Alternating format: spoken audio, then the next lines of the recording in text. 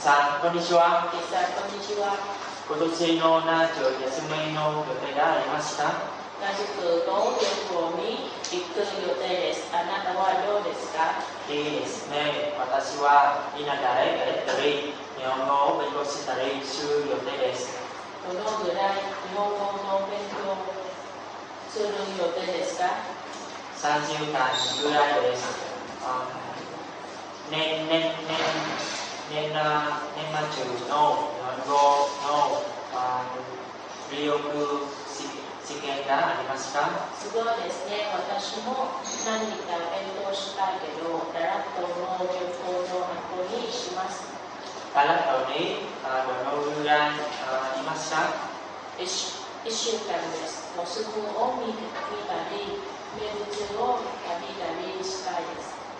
楽しそう。たくさん写真を撮ってね。もちろん、時間があったら送りますね。